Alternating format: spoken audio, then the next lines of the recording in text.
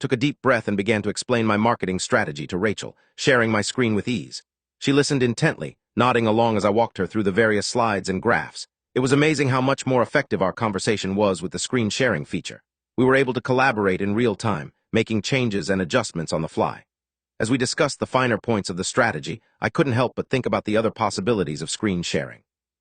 I remembered a conversation I had with a friend who had used SharePlay to watch a movie with her family while they were all in different parts of the country. They had been able to sync up and watch the movie together, even though they were miles apart. I mentioned this to Rachel, and she smiled. "We used SharePlay to listen to music with my friends," he said.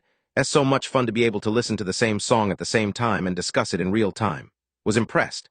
"That's a great idea," I said. "I'll have to try that out." As we continued to discuss our marketing strategy, I realized that screen sharing was not just a useful tool for work, but also a great way to connect with others. Whether it was for a business meeting or a social gathering, screen sharing had the potential to bring people closer together. Rachel and I wrapped up our conversation, and I ended the screen sharing session. As I hung up the call, I felt grateful for the technology that had made our conversation so seamless. I looked forward to exploring more of the features of my iPhone and finding new ways to use screen sharing to connect with others. I sat back in my chair, took a sip of my latte, and smiled, thinking about all the possibilities that screen sharing had to offer.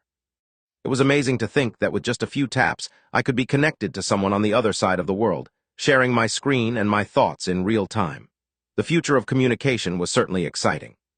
As I sat in my cozy coffee shop, sipping on a warm latte, I stared at my iPhone screen, contemplating the possibilities. With a few taps, I had scheduled a video call with my colleague Rachel, who was working remotely from New York. We were about to discuss the marketing strategy for our new product launch. I had always been fascinated by the features of my iPhone, and today I was eager to try out one of its lesser-known functions, sharing screens during a phone call. As I waited for Rachel to join the call, I thought about how screen sharing could revolutionize the way we communicate. Imagine being able to walk someone through a presentation or show them how to use a new app all in real time. It was like having a virtual whiteboard at our fingertips. I had used this feature a few times before, but it still amazed me how seamless it was. The call connected and Rachel's face appeared on my screen. "How's it going?" she asked, her voice clear as day. I smiled and replied, "I'm good, thanks. I'm excited to show you this new marketing strategy I've been working on." I navigated to the screen sharing option and tapped on it. The iPhone seamlessly switched to sharing my screen, and Rachel's eyes widened as she took in the various windows and apps on display. But just as I was about to start my presentation, my mind wandered to a hypothetical scenario. What if this feature could be used for more than just work-related purposes?